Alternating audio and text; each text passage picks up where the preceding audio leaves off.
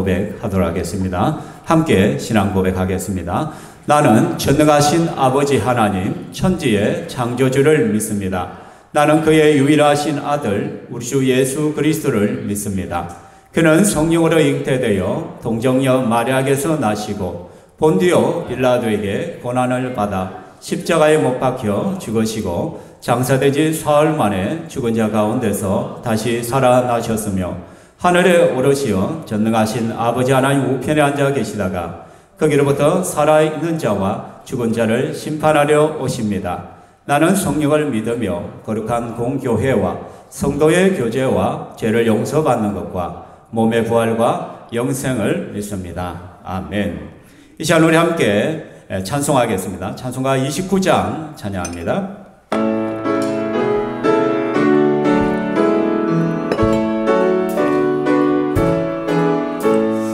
성도여 다 함께 할렐루야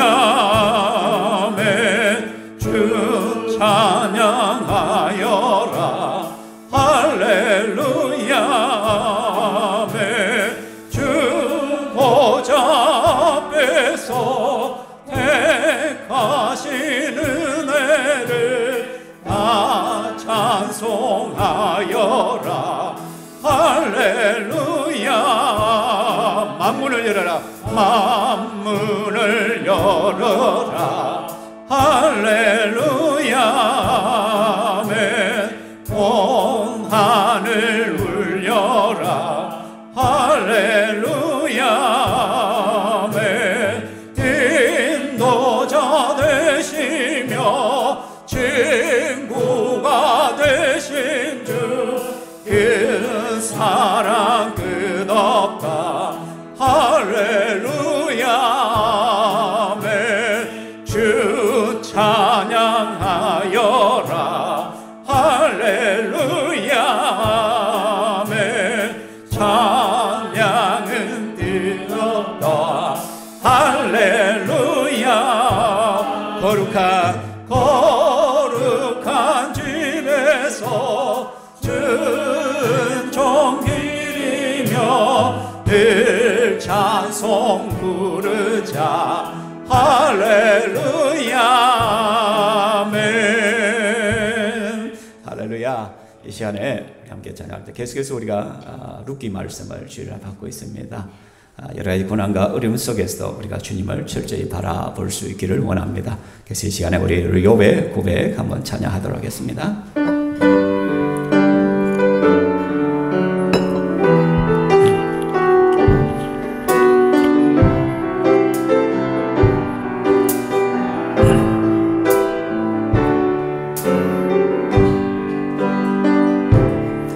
철저히 무너진 삶 속에서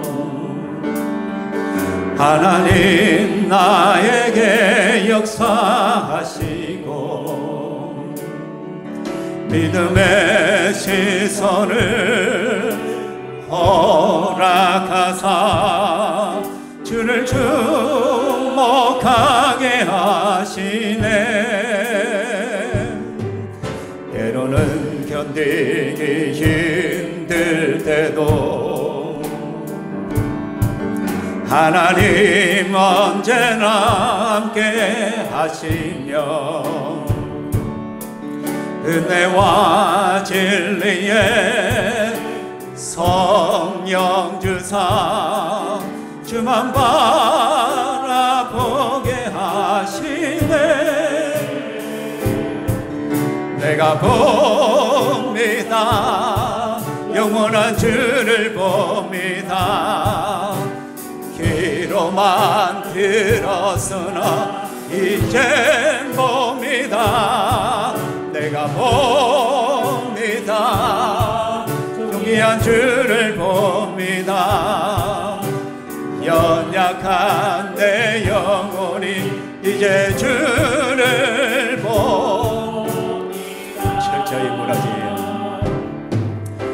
철저히 무너진 삶 속에서 하나님 나에게 역사하시고 믿음의 시선을 허락하사 주를 주목하게 하시네. 때로는 견디기 힘들 때도 하나님 언제나 함께 하시며 은혜와 진리에 성령 주사 주만 바라보게 하시네.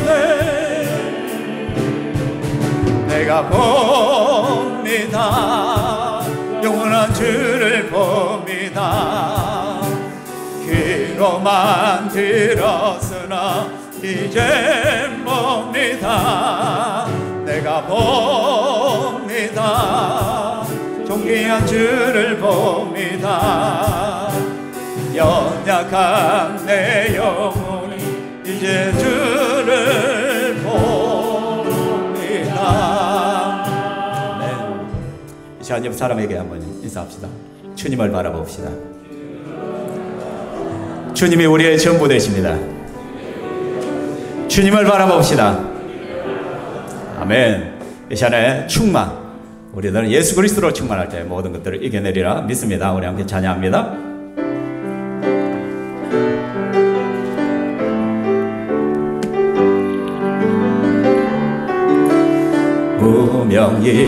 무명이어도 공허하지 않은 것은 예수 안에 만족함이라. 가난하여도 부족하지 않은 것은 예수 안에 오직 나는 부요함이라. 고난 중에도 견뎌낼 수 있는 것은 주의 계획이기 때문이라. 실패하여도 일어설 수 있는 것은 예수 안에 오직 나는 승리함이라. 난 예수로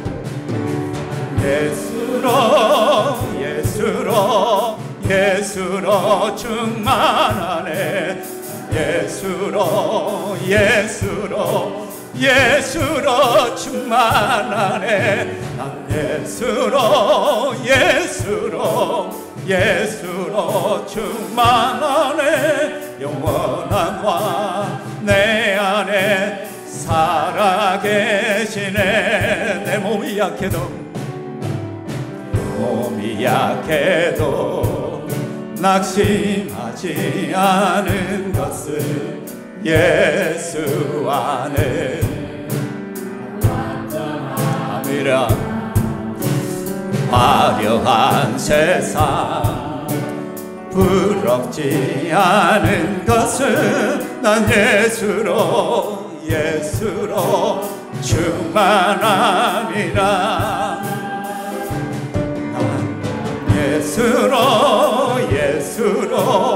예수로 충만하네. 세상 모든 것들도 부럽지 않네. 난 예수로 충만하네. 영원한 왕 내 안에 살아계. 난 예수로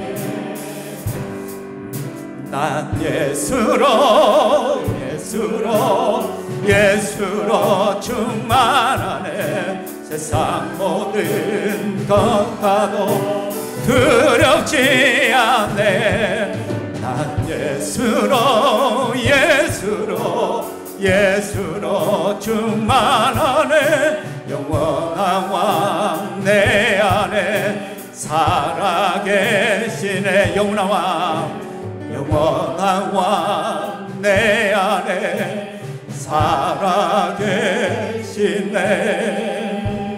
함께 일어나셔서 우리 이 시간 하나님 앞에 나갑니다. 우리 보좌 앞에 모였네. 주님을 향하여 손을 올리고 찬양합니다.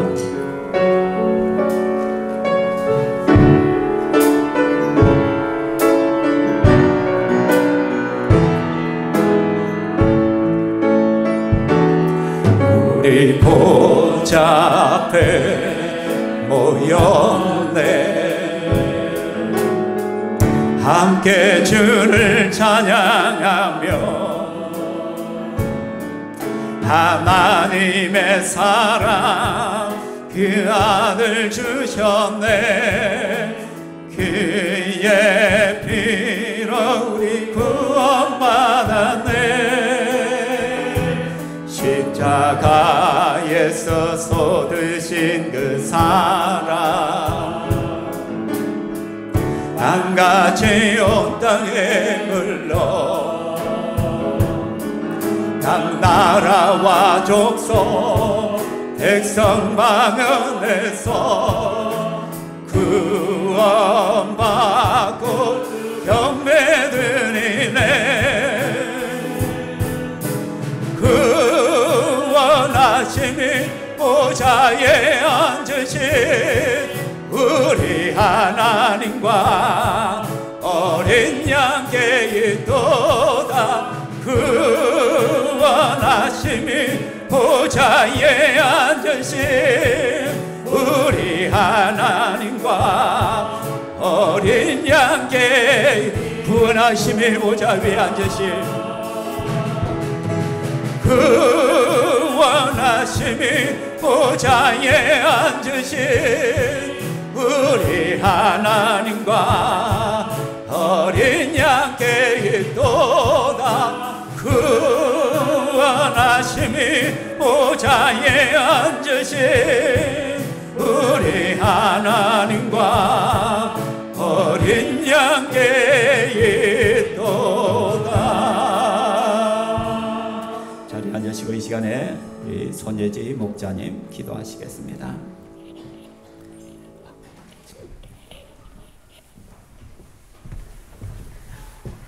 함께 기도하겠습니다. 참 좋으신 하나님 감사합니다. 오늘도 우리를 예배자로 부르신 하나님 감사합니다. 한 주간의 삶들을 돌아봅니다. 주님, 저희의 모습들이 주님 앞에 바르지 못하였던 것들을 이 시간 회개하오니 우리의 죄를 용서하여 주시고 저희가 같은 죄악들로 하나님의 마음을 아프게 하지 않도록 하나님 저희를 도우시기를 간절히 소원합니다. 참 좋으신 하나님, 또 감사의 계절을 허락하여 주셔서 저희가 다음 주에는 또 온 교인이 함께 모여서 주님을 예배하기를 소원합니다.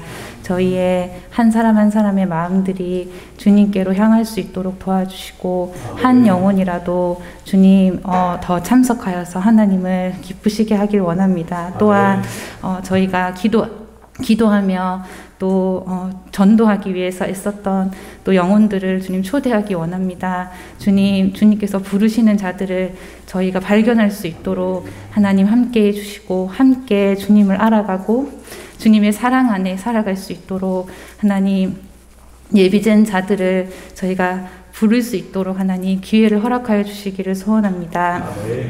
이 시간 목사님께서 또 말씀을 준비하셔서 서셨습니다. 하나님 함께 해주시고 그 말씀을 따라 저희가 정말 삶으로 살아내어서 저희의 삶이 전도지가 되고 저희의 삶을 통하여서 예수님의 이름이 높임 받으시기를 간절히 소원합니다. 저희 교회에 허락하신 주님 목장들을 기억하여 주시고 또 목장들을 섬기는 목자 목자님들을 축복하시며 저들의 섬김을 통하여서 영혼들이 세워지고 주님 친평교회가 주님의 나라와 또 주님의 영광을 위해서 살아가는 아름다운 교회가 되어져 갈 수 있도록 하나님 함께해 주시기를 소원합니다. 이 시간 성가대가 하나님 앞에 또 찬양을 준비하여 올립니다. 저희 모두의 삶이 찬양의 삶이 되게 해주시고 예수님을 높이는 귀한 삶 될 수 있도록 하나님 함께 하시고 이 시간 임재해 주시기를 간절히 소원하며 예수님의 이름으로 기도드렸습니다. 아멘.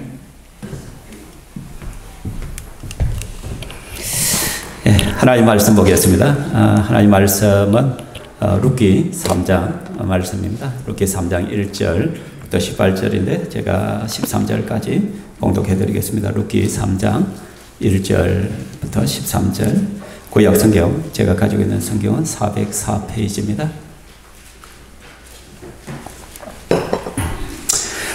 룻의 시어머니 나오미가 그에게 이르되 내 딸아 내가 너를 위하여 안식할 곳을 구하여 너를 복되게 하여야 하지 않겠느냐. 내가 함께하던 하녀들을 둔 보아스는 우리의 친족이 아니냐. 보라 그가 오늘 밤에 타작마당에서 보리를 까불리라. 그런즉 너는 목욕하고 기름을 바르고 의복을 입고 타작마당에 내려가서 그 사람이 먹고 마시기를 다 하기까지는 그에게 보이지 말고 그가 누울 때에 너는 그가 눕는 곳을 알았다가 들어가서 그의 발치 이불을 들고 거기 누우라. 그가 내 할 일을 내게 알게 하리라 하니 룻이 시어머니에게 이르되 어머니의 말씀대로 내가 다 행하리이다 하니라. 그가 타작마당으로 내려가서 시어머니의 명령대로 다 하니라.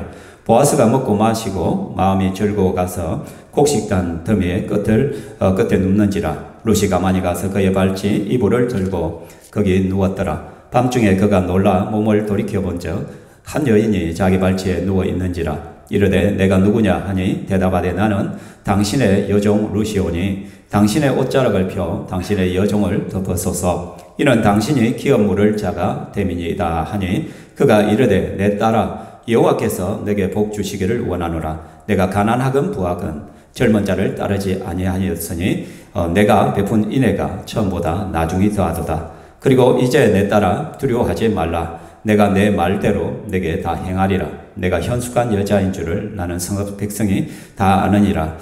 참으로 나는 기업을 물을 자이나 기업 물을 자로서 나보다 더 가까운 사람이 있으니 이 밤에 여기에 머무르라. 아침에 그가 기업 물을 자의 책임을 내게 이행하려 하면 좋으니 그가 그 기업 물을 자의 책임을 행할 것이니라. 만일 그가 기업 물을 자의 책임을 내게 이행하기를 기뻐하지 아니하며 여호와께서 살아계심을 두고 맹세하노니 내가 기업 물을 자의 책임을 내게 이행하리라. 아침까지 누워 있을지니라 하는지라. 아멘. 이 시간 찬양대 찬양하겠습니다.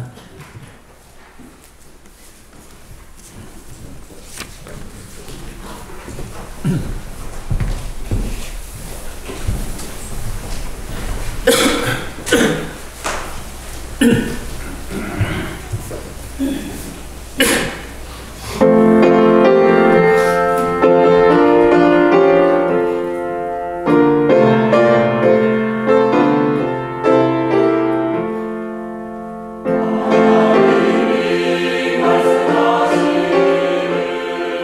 내 마음을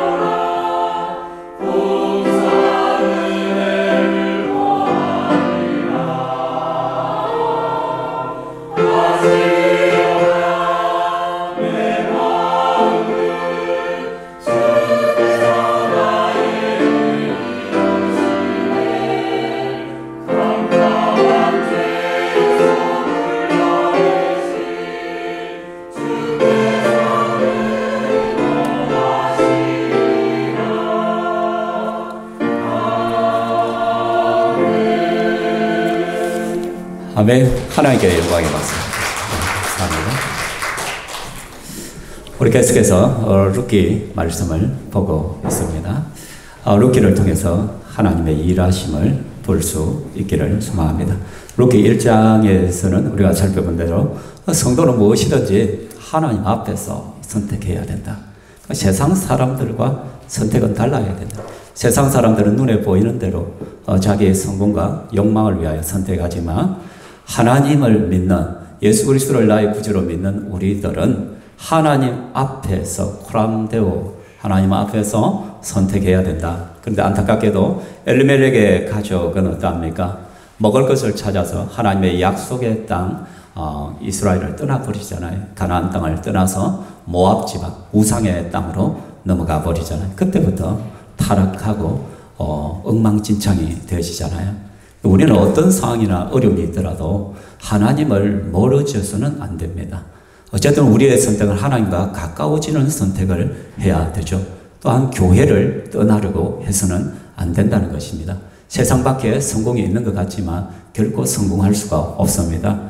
엘리멜렉의 가정은 하나님의 징계를 받게 되어지고 결국은 엘리멜렉이 죽음을 당하고 또 그의 두 아들 말론과 기론마저도 죽임을 당하죠. 그죠? 그러니까 잠시 가고자 했는데 10여 년의 세월이 흘른 거예요. 완전히 절망이죠. 폭망한 것이죠. 그런데 이제 나오미가 회개를 하고 돌이키게 되어집니다. 베들레헴에 하나님께서 기근 문제를 해결해 줬다. 하나님의 신방이 있었다. 하나님의 찾아오심이 있었다. 그 소식을 듣고는 돌아가야 되겠구나. 그래서 나오미는 자부 룻과 함께 베들레헴으로 돌아오죠. 베들레헴이라는 것은 베이틀레헴 떡집이라는 떡집, 그죠? 곧 하나님이 계시면 그것이 떡집이 되고 생명의 떡이 풍성한 곳이 되어지는 거죠.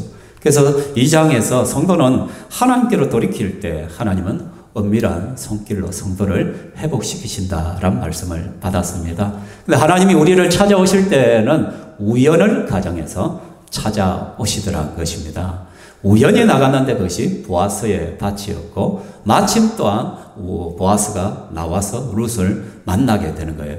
우리 입장에서 보면 참 우연히 재수가 좋아서 그렇게 말씀하지만은 재수가 아니고 우연도 아니고 하나님의 필연이란 것이죠. 세상 사람들이 볼 때는 우연이지만 하나님은 우연을 가장해서 하나님의 계획과 섭리를 이루어 가시는 줄 믿습니다. 근데 하나님이 찾아오시면요, 째째하게 하지 않아요. 하나님께서 우리에게 회복을 시작하시면 풍성하게 부어주십니다. 보아스가 룻을 자기의 식사 자리로 초대하죠. 그죠? 마음껏 먹어라. 초도 찍어 먹어라. 그리고 마실 것도 어디 멀리 가지 마라. 우리 종들이, 남자들이 떠오면 마음껏 또 마셔라. 그리고 새참도 뭐 같이 먹어라. 그리고는 종들에게 이러기를 어떠합니까? 너희들의 보리를 베다가 찔끔찔끔 흘리지 말고 그냥 푹푹 흘려보내라. 그래서 룻이 마음껏 주워 가도록 또 룻에게 말합니다. 너는 추수가 끝날 때까지 이 밭을 떠나지 말아라. 이곳에서 풍성함을 누려라. 그래서 룻이 그 은혜를 힘입어서 여러분 거둔 것이 얼마? 한 에바더라. 30리터가 넘는 거예요. 떨어보니까 엄청난 것이죠. 그죠? 성도 여러분, 우리는 인생을 살아가다 보면 참 고난이 있고 더 이상 못 살겠다. 정말 죽고 싶다. 그럴 때가 있단 말이에요. 근데 그때마다 우리의 고백은 죽겠다가 아니라 죽게 있다. 죽게 소망이 있다. 주님 앞에 희망이 있다. 우리 주님이 함께 하시면 주님께만 돌이키면 하나님께서 회복해 주신다. 이런 분명한 믿음을 가져야 된다라는 것입니다. 그래서 다윗은 고백하잖아요. 여호와가 나의 목자시니 내가 부족함이 없으리로다. 아멘. 이 고백이 저와 여러분 고백이 될 수 있기를 원합니다. 여호와께서 나의 목자가 되신다면 부족함이 없는 거죠. 물론 아쉬움은 있겠지만. 그래서 성도들은 아쉬움과 부족함을 잘 구별해야 된다라고. 우리는 아쉬움을 자꾸 부족함으로 해석을 하니까 원망이 나오고 불평이 나오고 감사가 나오지 않는 것이에요. 그래서 다음 주가 추수감사주일인데 우리 성도들이 만일에 아쉬움을 가지고 세상을 평가하고 내 인생 1년을 돌이켜보면 감사할 것이 없어요. 늘 아쉬움밖에 안 남아요. 좀 더 돈을 많이 벌었어야 했는데, 좀 더 지평수를 늘려야 했는데, 이번에 차를 좋은 곳으로 바꿨어야 했는데, 막 여러 가지 아쉬움밖에 없는 거예요. 좀 더 많이 좋은 것을 먹어야 되는데, 좀 해외여행도 다니고 좀 마음껏 즐겼어야 되는데, 그러나 아쉬움을 부족함으로 해석하지 마십시오. 하나님께서 우리에게 모든 것을 다 주셨습니다. 우리는 부족함이 없습니다. 그러므로 우리는 경상도 우리 표준말로 뭐라고 우리 인생이 억수로 복잡하겠어도 뭐하다? 결코 주님을 떠나지 맙시다. 어쩌든지 주님께 딱 붙어가 때리치기도 떠나지 맙시다. 시편 23편 6절 말씀이죠. 5절 6절이죠. 이런 자세로 우리는 살아가야 된다는 거예요. 그러니까 이제 룻이 돌아온 거예요. 그래 시어머니가 그래 얼마 모았네. 별 기대도 안 했을 거예요.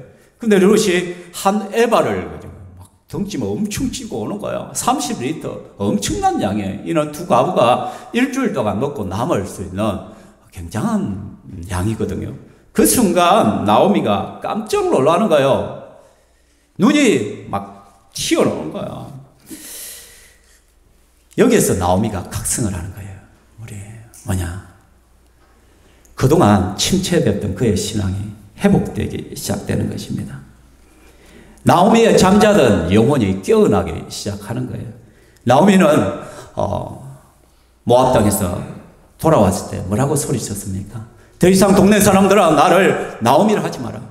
나오미의 이름을 떠서 기쁨 희락이잖아요. 어떻게 내 인생이 나오미냐? 기쁨과 희락이 아니다. 나는 이것을 떠날 때만 해도 부요했다. 그런데 10년이 지나고 고향 땅으로 돌아왔는데 남은 것은 아무것도 없다. 남편 죽고 두 아들 죽고 이제 며느리 하나 두 가부만 돌아왔다. 나는 절망이다. 내 인생은 말하다. 내 인생은 말하다. 원망하는 거예요. 불평하는 거예요. 그렇죠? 그러니까 나오미의 마음속에는 은연중에 하나님이 나를 이렇게 만드셨다는 거예요. 하나님이 나를 돌아놓았으나 하나님께 여전히 불만이 있다라는 거예요. 하나님 내가 당신에게 삐쳤습니다 라고 말해요. 그래서 적극적으로 살지 않아요. 이제 생계 문제를 해결해야 되는데 여러분 룻은 며느리예요. 베들레헴의 사정을 아무것도 몰라요. 아는 사람도 없어요. 생계 문제를 해결하려면 먼저 나오미가 났어야 되는데 나오미는 이미 낙심되어 있단 말이에요. 하나님 앞에 삐쳐 있단 말이에요. 이게 아무것도 하지 않은 거예요.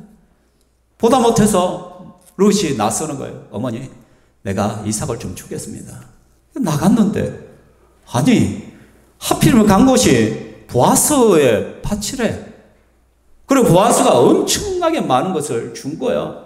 이것을 들고 오는 그 룻의 모습을 보는 순간 나오미는 막 깜짝 놀란 거예요. 하나님이 나를 버린 것이 아니구나. 하나님이 나를 내 가문을 버리지 않았구나. 나를 잊으신 것이 아니구나. 바로 하나님이 여기에 계시구나. 여기에. 여러분 우리는 바보 독 깨지는 소리들이 자주 나야 돼요. 뭐라고요? 하나님 바로 여기 계시구나. 하나님이 하시구나. 하나님 멀리 가신 분이 아니라 바로 나와 함께 하시는 바로 그분이시구나. 창세기 28장에 보면 야곱이 고백하잖아요. 여호와께서 과연 여기 계시거늘 내가 알지 못하였도다. 여호와께서 여기에 계신데 내가 지금까지 알지 못하고 두려워하고 벌벌 떨고 미래에 대해서 고민하고 걱정하고 근심했구나. 옆사람이 말하면 여호와께서 바로 여기 계십니다. 주님께서 바로 여기 계십니다. 그 순간 나오미는요 이제 어렴풋나마 하나님의 섭리를 깨닫기 시작하는 거예요. 하나님께서 우리 가문을 위해서 일을 하고 계시구나. 보아스의 이름을 들었습니다. 보아스는 우리의 친족이다. 우리의 친족. 그렇다면 그가 우리의 기업을 물어줄 수 있는 사람이다. 우리의 땅을 회복시킬 수 있는 사람이 바로 보아스구나. 하나님께서 저 보아스를 통하여 뭔가를 하고 계시는구나 깨닫는 것이에요. 그렇죠? 그래서 지금 나오미는 자신의 땅을 찾을 수 있는 기회가 생겼다는 것을 깨닫습니다. 뿐만 아니라 시어머니로서 그 따라온 룻에 대한 부담감이 굉장히 컸는데 이 룻의 미래를 이제는 책임질 수 있겠다는, 이 룻에게 정말 아름다운 가정을 만들어줄 수 있겠다는 소망까지 품게 된 것이죠. 여러분 이렇게 되고 나니까 이제 나오미의 마음이 급해지기 시작하는 거예요. 지금까지 나오미는 수동적이었습니다. 적극적으로 하지 않아요. 하나님 앞에 삐쳐 있었기 때문에. 근데 하나님의 일하심을 보는 순간에 이제는 뭐 열정이 생기는 거예요. 여러분, 목표와 비전이 없으면, 꿈이 없으면요, 썩은 동태 눈깔 같아요. 옆 사람 한번 보십시오. 눈깔이 살아있습니까? 그냥. 아니, 목표가 없으면, 하나님의 일하심을 발견하지 못하면 멍청해, 멍해. 무엇을 해야 될지를 몰라. 그런데 내가 지금 무엇을 해야 되고 어떤 방향을 하여 나아가야 될지를 아는 순간 눈빛이 반짝반짝 거릴 수밖에 없는 거예요. 지금 나오미는 룻을 통해서 역사하시는 그 하나님의 모습을 보고 하나님의 일하심을, 엄밀한 하나님의 손길을 보고는 가슴이 뛰기 시작하는 거예요. 하나님께서 이제 뭔가를 하시겠구나. 그분만 붙들면 되겠다 싶은 거예요. 그래서 이제는 적극적이게 됩니다. 지금까지는 룻이 적극적이었고 나오미는 수동적인 뒤바뀌어져요. 이제는 나오미가 적극적으로 행동하고 룻은 어머니의 말씀에 순종하기 시작합니다. 그래서 룻에게 일러줍니다. 자, 빨리 목욕해. 옷 갈아입어. 그리고 타작마당으로 내려가. 보아스가 이제 타작의 막바지에 이르기 때문에 타작을 다 끝나고 나면은 쉴 거야. 먹고 마시고 그 보리더미 근처에서 자고 있을 거야. 너는 가서 그 보아스가 어디에 눕는지를 자세히 보고 있다가 보아스가 술이 취해서 누워 자면 너는 그 발치에 이불을 덮고 그곳에 가만히 있으면 돼 라고 일러줍니다. 여러분, 이것만 보면 무슨 삼류 연애 소설 같죠, 그죠? 오해하지 마시길 바랍니다. 하나님의 계획을 지금 이루가는 방법이에요. 그죠? 어쨌든 룻이 순종을 합니다. 어떻게 보면은요, 탕녀로 음란한 여인으로 오해받을 수도 있어요. 그럼에도 불구하고 룻은 시어머니가 시키는 대로 그대로 합니다. 그리고는 발치에 누웠습니다. 이제 보아스가 아침이 되어서, 새벽이 되어서 몸을 뒤척이다 보니까 발치에 뭔가 걸리는 거예요. 가만히 보니까 한 여인이 누워 있는 거예요. 깜짝 놀라죠, 그죠? 그래서 묻습니다. 야, 네가 누구냐? 대체 누구냐? 나오미, 룻이 이야기했죠. 나는 당신의 여종이오니. 여종 룻입니다. 이미 한번 봤잖아요. 당신의 옷자락을 펴 당신의 여종을 덮어서서 이는 당신이 기업을 물을 자가 되민이 있다라고 말씀을 합니다. 연애하기 위해 온 것이 아니라 지금 룻은 뭐 이야기하냐면 당신의 옷자락을 펴서 나를 덮어서서 당신은 기업 물을 자입니다 라는 거예요. 당신이 해야 될 일이 지금 있다라는 것을 상기시키고 있는 것이에요. 여러분, 우리가 2장 12절에서 룻을 만난 보아스가 룻을 축복하면서 한 말이 있습니다. 같이 읽어볼까요? 시작.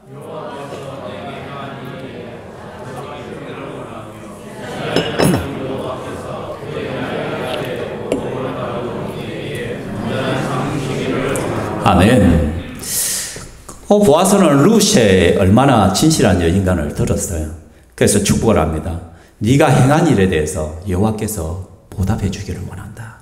이스라엘 하나님 여호와께서 그의 날개 아래에 보호를 받으러 온 너에게 온전한 상 주시기를 원한다. 너는 지금 여호와 하나님의 날개 아래로 왔다는 거예요. 하나님의 보호 아래로 들어왔다는 거예요. 그런 너에게 하나님이 내게 복 주시기를 원한다. 축복을 한 거예요. 지금 룻은 그 2장 12절 말씀을 똑똑히 기억하고 있습니다. 그 말씀을 그대로 기억하면서 오늘 이 말씀을 한 거예요. 나는 당신의 여종이오니 당신의 옷자락을 펴 당신의 여종을 덮어소서. 이는 당신이 기업을 물을 자가 됨이니이다. 이게 무슨 의미냐? 여러분, 여기에 보면은 날개, 옷자락 전부 다 똑같은 단어를 써요. 카나퍼란 히브리어를 쓰는데 해석에 따라 그의 날개 아래로도 날개로도 해석이 되어지고 옷자락으로도 해석되어져요. 그의 날개, 하나님의 날개 아래에 너는 왔다.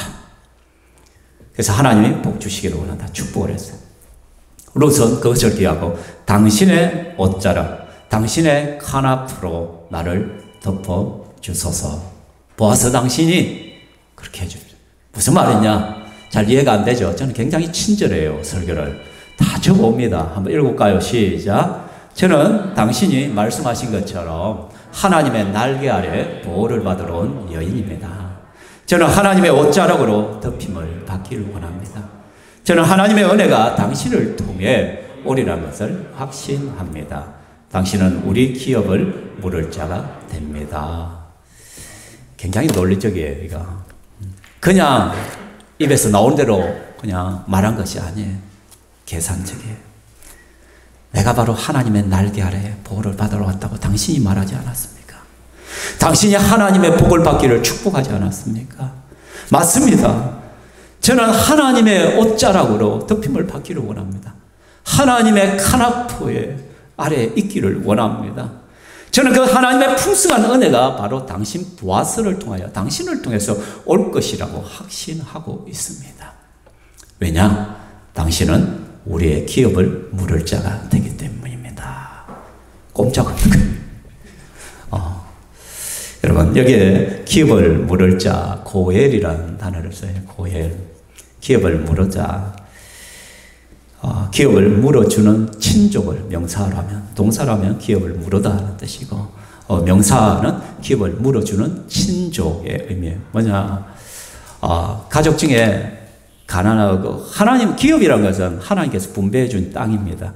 이스라엘 백성들 각 지파별로 하나님 땅을 분배해 주고, 지파 안에서 각 가문별로 땅을 다 분배해 주거든요. 이거는 하나님이 정해 준 땅이에요. 그래서 어떤 일이 있어도 이 땅은 영구히 팔릴 수가 없는 땅이에요. 그래서 이스라엘에는 희년 제도가 있어요. 70년이 되면 아무리 팔았던 땅도 다시 본 주인에게 다 돌아가게 되어 있습니다. 왜? 하나님께서 딱 정해준 땅이기 때문에. 그런데 우리가 인생을 살다 보면 좀 예기치 않는 일을 따고 정말 큰 실패와 어려움을 당해서 가난에 빠져서 어쩔 수 없이 굶어 죽지 않기 위해서 이 땅을 팔아야 될 때가 있단 말이에요. 저 70년 후에는 돌아오지만, 그러나 그 중간 단계에서는 거래가 가능한 거예요. 그래서 지금 나오미 가정, 엘리멜렉의 가정은 기근을 만나서 어떻게 하면 땅을 다 팔아버리고 모압 땅에 이민을 가버렸거든요. 그러다가 10년 만에 돌아오니까 땅이 없어요. 이제는 팔아버리기 때문에 먹고 살 길이 없잖아요. 그럴 때 고엘이 나타나야 돼. 친족 가운데 좀 부유한 자가 대신 땅값을 지불해 주는 거예요. 지불해 주면 그 땅을 다시 돌려줘야 돼요. 그러니까 우리나라는 뭔가, 여러분, 땅 투기가 가능한 이유가 뭐예요? 땅을 팔아보면 끝나는 거예요. 다시 돌릴 수가 없어요. 아무리 땅값이 뛰어도 원래 주인에게는 돌아올 수가 없어요. 맞죠, 그죠? 그런데 이스라엘은 율법적으로 막아놨어요, 그것을. 그러니까 언제든지 주인이 그 값을 다시 돌려주고 찾아간다면 그 땅을 돌려줘야 되는 거예요. 그걸 갖다가 누군가가 유력한 자가 친족이 대신해서 그 땅을 값을 지불하고 돌려보낼 수가 있는 것이죠. 그죠? 그러니까 그 권리와 책임을 가진 사람 중에 하나가 보아스라는 거예요. 보아스라. 이해되시죠? 그죠? 그런데요, 여기에는요, 오늘 룻이 요구하는 것과 좀 차이가 있어요. 왜냐하면 지금 이 고엘 제도에는요, 계대 결혼이라는 것이 없어요.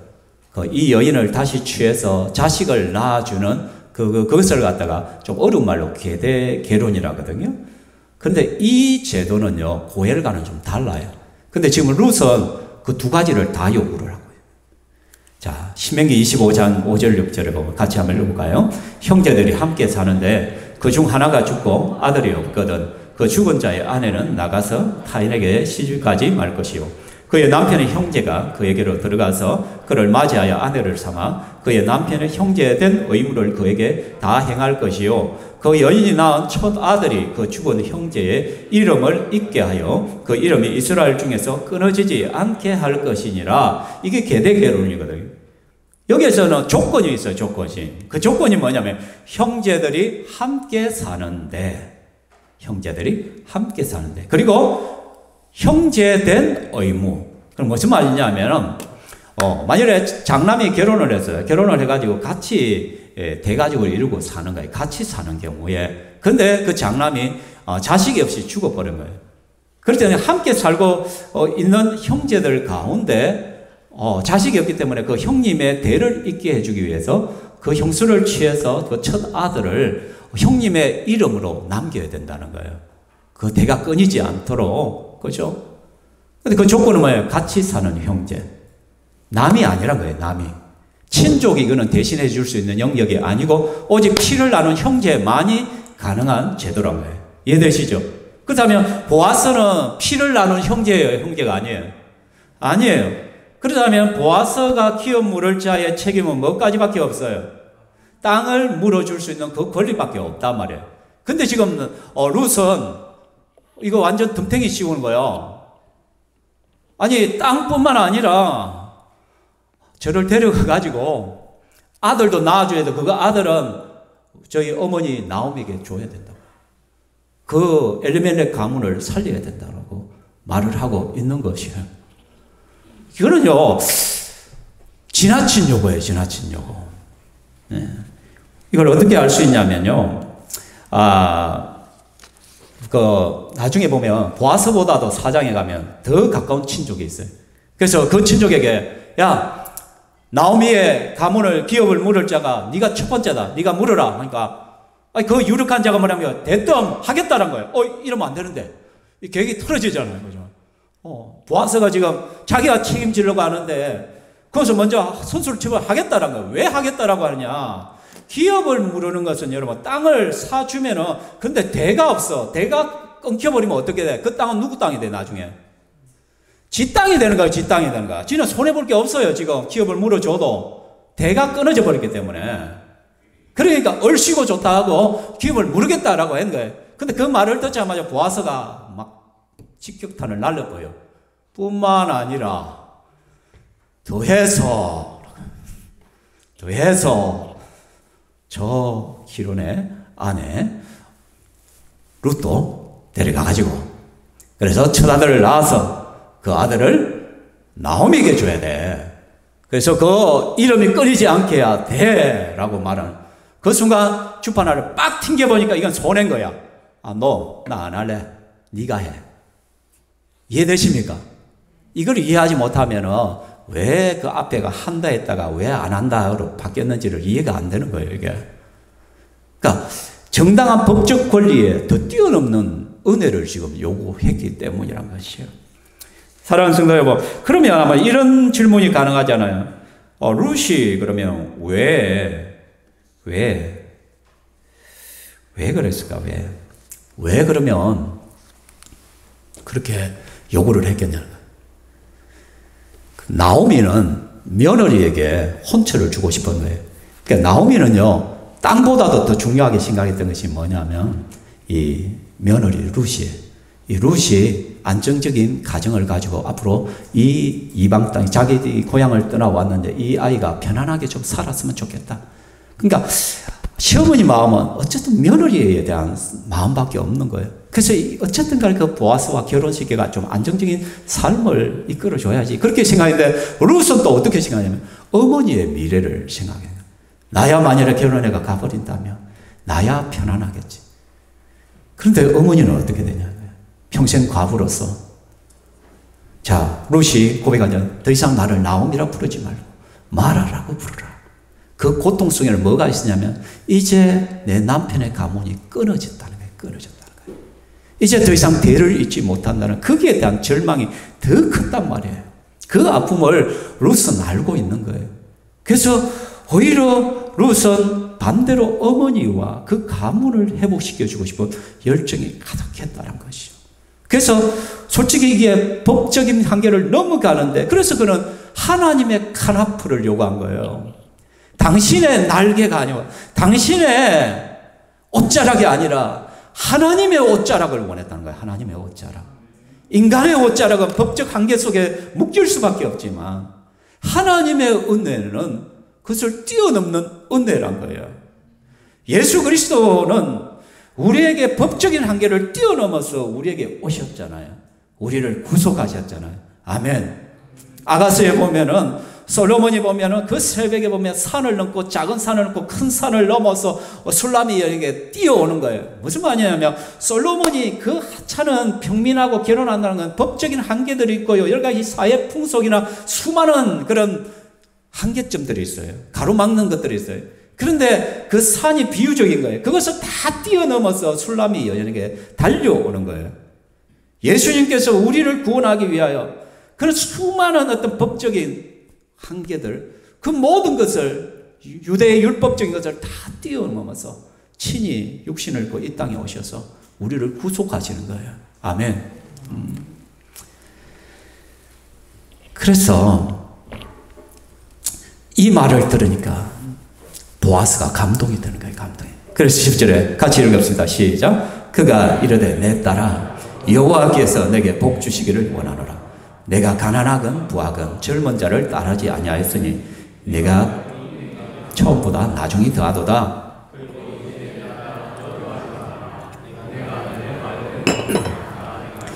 보아스는 바보가 아니에요. 누구보다도 유대 율법을 잘 알아요. 고엘의 한계를 알아요. 게데게온의 법을 알아요. 그럼에도 불구하고 룻이 이 이야기를 할 때 룻이 자기를 위해서 구한 것이 아니라는 걸 아는 거예요. 시어머니를 위해서, 그 가문을 위해서 지금 구하고 있구나. 얼마나 기특한 거예요. 그렇죠? 그래서 내가 네 말대로 너에게 다 행해주겠다. 여기에는 땅을 물어줄 뿐만 아니라 게데게론까지도 내가 의무를 다 책임지고 그 아들을 낳으면 나옴에게로 호적에 입적시켜 주겠다라고 말하는 것이죠. 그래서 룻기 4장 15절에 동네 사람들이 잔치를 벌이면서 축복하잖아요. 뭐라고 해요? 이는 내 생명의 회복자이며 내 노년의 복량자라. 곧 너를 사랑하며 7 아들보다 귀한 내 며느리가 낳은 자로다 하니라 라고 말하는 거예요. 이는요 엄청난, 나오미에게 자식을 줌으로 말미암아 그의 생명의 회복자가 되어지고 내 노년의 복량자가 되어지고 살 길이 회복되어지고 그 가문의 길이 열려고, 그래서 동네 사람들이 다 나와서 축복할 수밖에 없는 거예요. 이 엄청난 일이 너를 사랑하며 7 아들보다 귀한 네 며느리가 이 일을 했다는 거예요. 무슨 말이 이해되십니까? 사랑하는 성도 여러분, 우리들은, 예수쟁이들은 항상 하나님 앞에 복을 구할 때 목적성이 있어야 돼요. 그 목적성이란 뭐냐면 섬기기 위해서 복을 구해야 된다라는 것이에요. 우리가 수요기도 때 하이델베르그 교리문답을 하잖아요. 55문인가 우리가 봤잖아요. 내게 주신 모든 은혜와 은사와 모든 것들은 누가? 주님께서 내게 주신 것이고 왜 주셨나? 그것을 가지고 다른 사람을 세워주라고, 섬기러 주셨다라고. 기억나시죠? 기억이 안 나요? 괜찮습니다. 또 하면 되니까.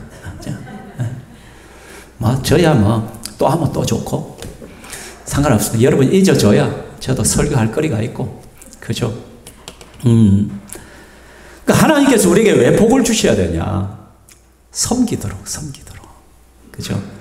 그래서 이 보아스가 자기의 일꾼들에게 나가서 만나기만 하면 이렇게 여호와께서 너희와 함께 하시기를 원하노라 축복부터 시작해요. 그러자 그 일꾼들도 보아스를 보고 여호와께서 당신에게 복 주시기를 원하나이다. 이렇게 막 인사를 하는 거예요. 서로 축복의 인사들을 하는 거예요. 왜 그러냐? 보아스는 알아요. 내 일꾼들이 하나님의 복을 누려야만 저들이 풍성한 수확을 자기에게 줄 줄 알아요. 무슨 말이 이해되시죠? 뿐만 아니라 일꾼들은 알아요. 보아스가 복을 받아야만 소출이 늘어나고 또 그 소출이 늘어나면 우리가 내 몫이 많아지는 거예요. 맞죠? 그죠? 이해되시죠? 그죠? 그러니까 서로 축복하는 게 뭐냐면 결국은 저 사람의 축복이, 저 사람의 복이 나의 복이 된다라는 것이에요. 그렇죠? 근데 오늘날 노사관계는 어때요? 서로 싸우고 서로 니죽고 못 죽여서 납니다. 그렇죠? 노조원들은 어떻게 더 많이 달라고 막 맨날 땡가지고 하고 막 집회 열고, 기업인들은 또 어떻게 좀 더 안기기 위해서 막 그렇게 하잖아요. 보아스에게가 좀 배워야 되는 거예요. 보아스처럼 당신들이 잘 돼야 내가 잘 되는 것입니다. 또한 밑에 있는 사람들, 당신이 축복을 받아야만 내가 잘 돼요. 여러분, 회사가 잘 돼야만 콩고물이 더 많이 떨어지죠. 그죠? 또 밑에 있는 노조원들이 또는 직원들이 열심히 하고 건강하고, 그죠? 복리를 누리고 막 그렇게 해야만, 그죠? 더 생산성이 높아지고, 그럼 나에게 더 많은 것들이 주어지는 것이잖아요. 그죠? 그렇처럼 우리는 서로를 좀 축복했으면 좋겠어요. 축복해요. 마음껏 서로 축복해요. 옆 사람이 말하면 복이 있을지어다. 복이 있을지어다. 복을 억수로 많이 받으시오. 왜? 그 복을 가지고 나눠줘야 돼. 나눠줘야 돼. 나눠줘. 섬기기 위하여. 여러분이 저를 위하여 기도해야 됩니다. 왜? 담임 목사가 하나님의 복을 많이 받아야 여러분이 은혜를 받습니다. 그죠? 여러분이 저를 위하여, 주일 설교를 위하여 끊임없이 기도해 주셔야 좀 강단이 풍성해지잖아요. 강단에서 생명의 떡이 계속해서 선포되는 베들레헴이 되는 거예요. 떡집이 되는 거예요. 생명의 떡집이 되어지는 거예요. 그래서 우리 신평교회는 토요일 저녁마다 저녁 기도회가 있잖아요. 주일을 준비하는 기도회 모임입니다. 좀 많이 넣어있어. 직분자들은 좀 나오셔가지고 왜 주일 사역을 위하여 내가 먼저 준비되는 거예요.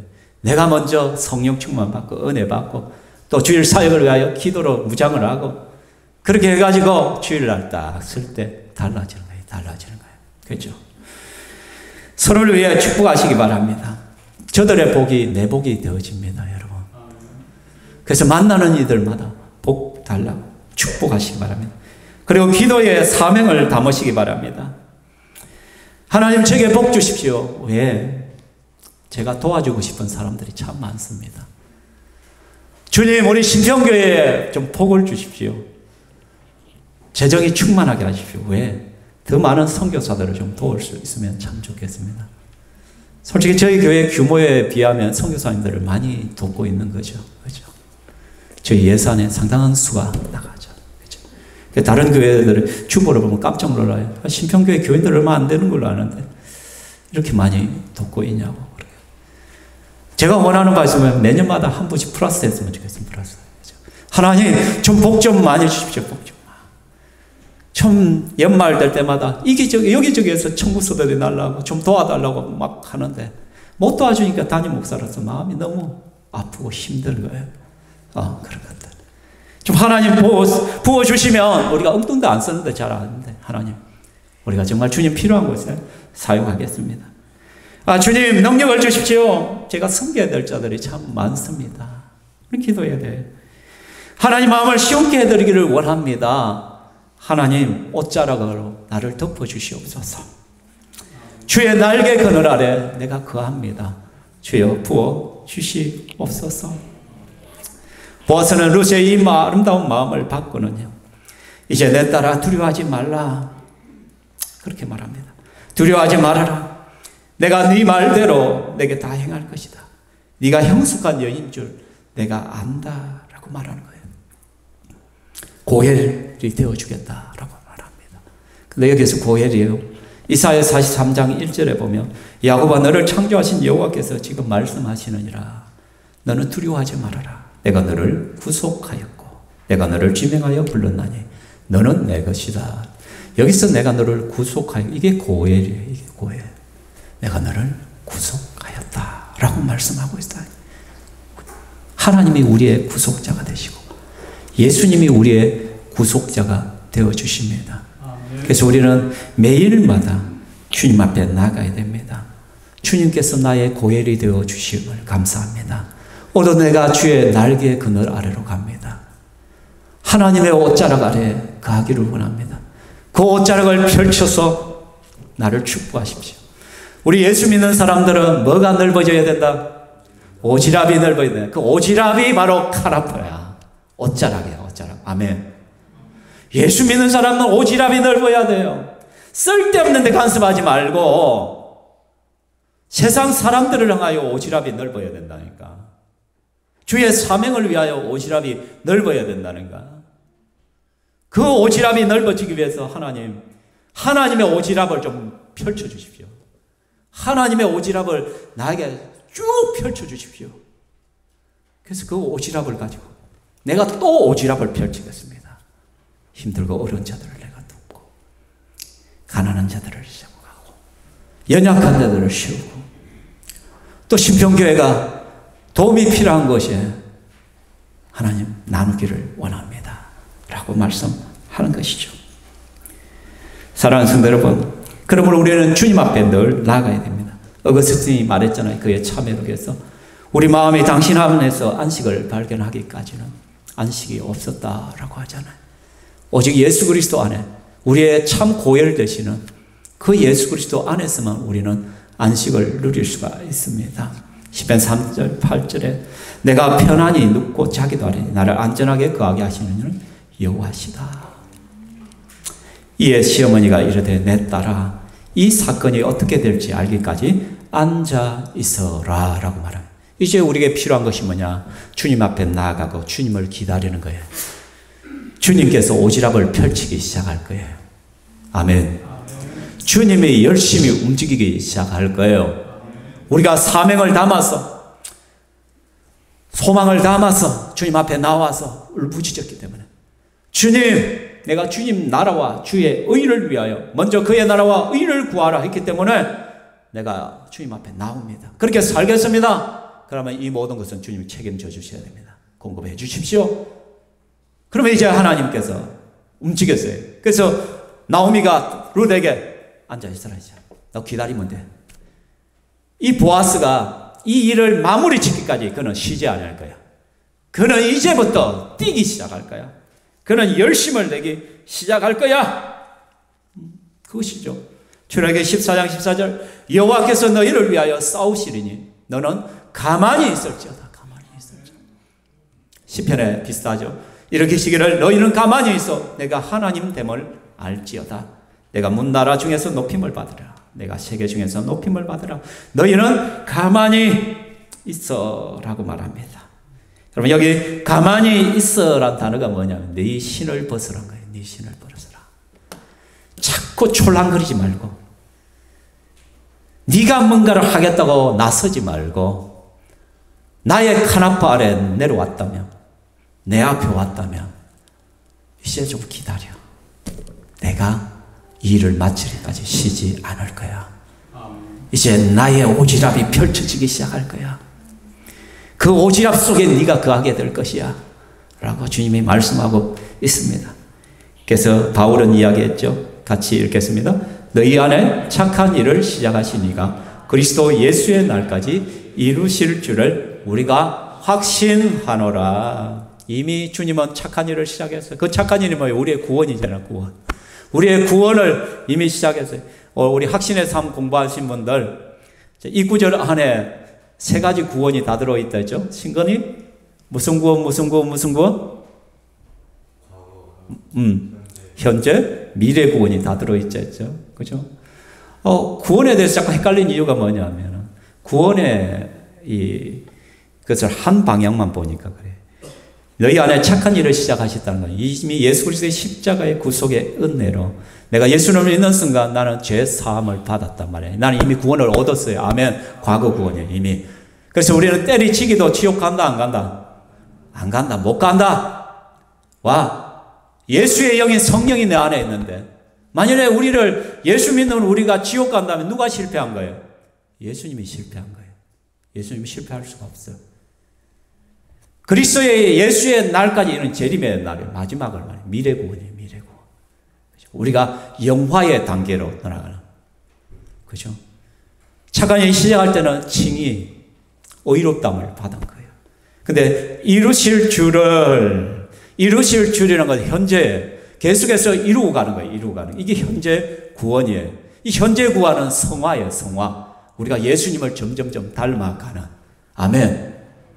그러니까 우리는 아직도 수리 중이니까 뒤숭 떨어요, 안 떨어요? 부족함이 있어요, 없어요? 예수 잘 믿다가도 엉뚱한 짓 해. 신앙생활 잘 하다가 엉뚱기로 삼천포로 빠지기도 해. 그죠? 또 너무 크게 시험 받으면 교회를 떠나기도 해. 그 사람 구원이 떨어진 거예요? 아니에요. 현재 구원에 문제가 발생한 거예요.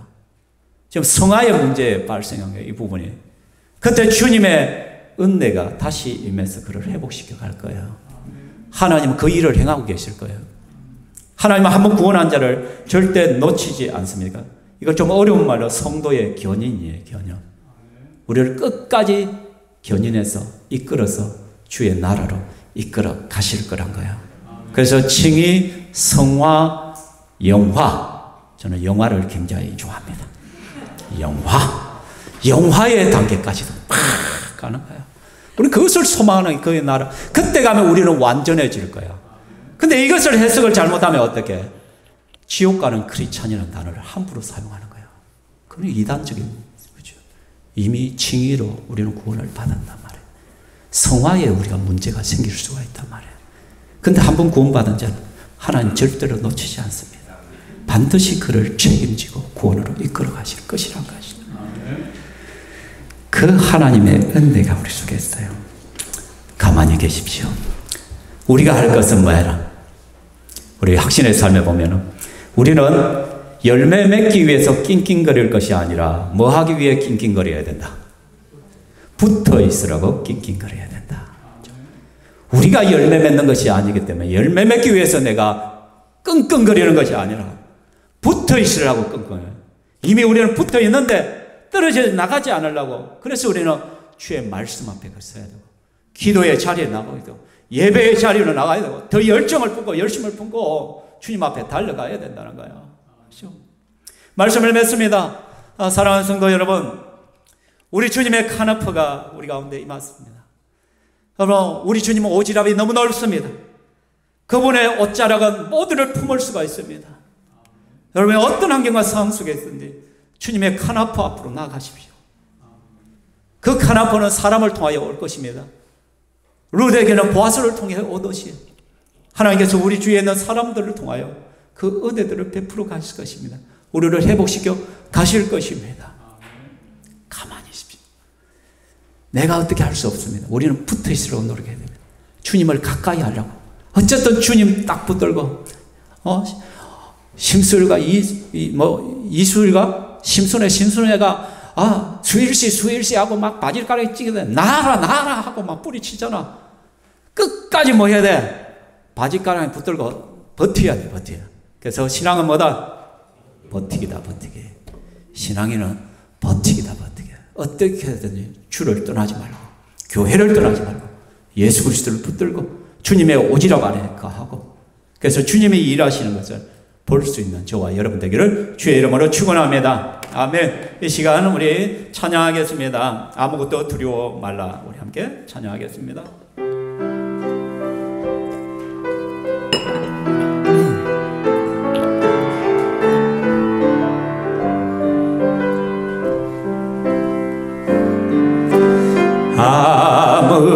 아무것도 두려워 말라. 주 나의 하나님이 지켜주시네. 놀라지 마라, 겁내지 마라. 주님 나를 지켜주시네. 아무것도 두려워 말라. 아무것도 두려워 말라. 주 나의 하나님이 지켜주시네. 놀라지 마라, 겁내지 마라. 주님 나를 지켜주시네. 내 마음이 힘에 겨워 지칠지라도 주님 나를 지켜주시네. 세상의 험한 풍파 몰아칠 때도 주님 나를 지켜주시네. 주님은 나의 사서, 주님은 나의 요새, 주님은 나의 소망, 나의 힘이 되신 여호와. 내 맘이 힘에 겨워, 내 맘이 힘에 겨워 지칠지라도 주님 나를 지켜주시네. 세상의 험한 풍파 몰아칠 때도 주님 나를 지켜주시네. 주님은 나의 사서, 주님은 나의 요새, 주님은 나의 소망, 나의 힘이 되신 여호와. 이 시간 하나님께 기도하는데 여러분, 우리에겐 작고 크고 어떤 문제들이 항상 있습니다. 여러분, 그런데 내가 발버둥치가 변화되는 거 하나도 없습니다. 주님의 날개 아래 가야 됩니다. 하나님의 옷자락이 우리 속에 펼쳐져야만 됩니다. 그럴 때 인간의 은혜를 뛰어넘는 주의 풍성한 은혜가 임합니다. 여러분의 지금 고민과 아픔과 어려움의 문제들 주님 앞에 올려드리고, 주님의 날개로, 주님의 옷자락으로 나를 덮어주시옵소서.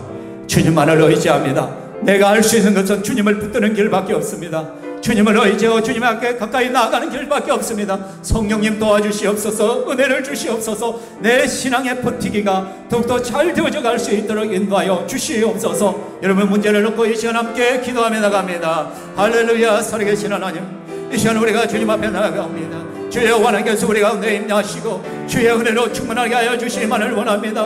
우리의 연약함을 아시고 우리의 눈물을 아시는 주의 원하께서 이 시간에 임하시고 주의 성령께서 붙들어 주심으로 말미암아 주의 그나마 주의 날개 그늘 아래 가기를 원하시는 주 앞에로 나오는 우리 성도들을 기억하여 주시기만을 원합니다. 우리의 모든 연약함들을 하나님께서 아시지 않습니까? 주여 공유를 여겨 주시옵소서. 저들의 눈물을 닦아 주시옵소서. 저들의 심령의 아픔들을 어루만져 주시옵소서. 이 시간 주 예수 그리스도를 명하노니 주 성령께서 그 속에 역사하심을 통하여 회복의 역사가 일어나게 하여 주시고, 아버지 하나님께서 치유하시고 능력하여 주시옵소서. 주 예수 그리스도를 믿는 자 주님께서 일들을 발전하시고 이 일을 이루기까지 쉬지 아니라고 약속하신 주의 말씀이 응답되어지게 하여 주시옵소서. 우리 사랑하는 성도들의 모든 가정과 상황과 환경들을 하나님께서 기억하시고 붙들어 주시기만을 원합니다. 우리의 미래마저도 주님 손에 의탁하오니 주여 받아주시고 주여 인도하여 주시옵소서.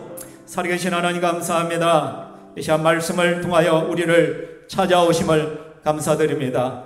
우리 사랑하는 성도들이 하나님의 날개 그늘 아래 하나님의 옷자락으로 덮이기를 소망합니다. 우리가 주님 앞에 나와서니 주여 불쌍히 여기시고 주여 공유히 여기시고 우리의 신음소리 가운데 역사해 주시고 우리의 눈물 가운데 함께하여 주시어서 주여 우리 눈물을 닦으시고 회복시켜 주시옵소서. 인간적인 생각으로서 도저히 가망이 없어 보이고 도저히 회복될 길이 없어 보이는 그 길 앞에서도, 그 절망 앞에서 다윗이 사망의 음침한 골짜기를 다닐지라도 내가 해를 두려워하지 않을 것은 여호와께서 나와 함께 하심이라 고백했던 같이 그 주님의 은혜를 구하는 우리와 함께 하시는 주님을 바라봅니다. 주여 치유하시고 회복하시고 역사하여 주시옵소서. 우리가 인내하며 주님을 기다리게 하여 주시옵소서. 그 가운데에서 하나님을 만나게 하여 주옵소서. 내 아버지를 만나게 하여 주시기만을 원합니다. 또 우리의 미래마저도 우리의 근심 걱정마저도 주님 손에 의탁하오니 주님께서 책임질 줄 믿고 감사드립니다. 다음 주에는 감사주일 하나님 앞에 나갈 때인데 한 해 동안 우리가 베풀어 주신 그 은혜들을 기억하며 그 은혜들을 세워보는 시간들이 되게 하시고 그 은혜에 합당한 영광을 주님 앞에 올려드리게 하시고 우리에게 더 많은 복과 은혜를 주시어서 그것을 나눌 수 있는 복이 신평교회 가운데 넘쳐나게 하여 주시옵소서. 이 시간 믿음으로 11조와 여러 각종 제목의 헌금들을 하나님께 올려드리오니 주여 험양하시고 이것을 통하여 하나님 나라가 확장되게 하여 주시옵소서. 꼭 필요한 곳에 사용되게 하시고 성도들의 직장과 가정에 복에 복을 주시고 더 좋은 것으로 채워주시옵소서. 감사하며 예수님 이름으로 기도하옵나이다. 아멘. 주 예수 그리스도의 크신 은혜와 하나님의 무한하신 사랑과 성령 하나님의 교통 은사가 이 시간 하나님만을 바라보고 하나님만을 기대하는 모든 성도들의 머리 위에, 직장 위에, 가정 위에 영원토록 있을지어다. 아멘.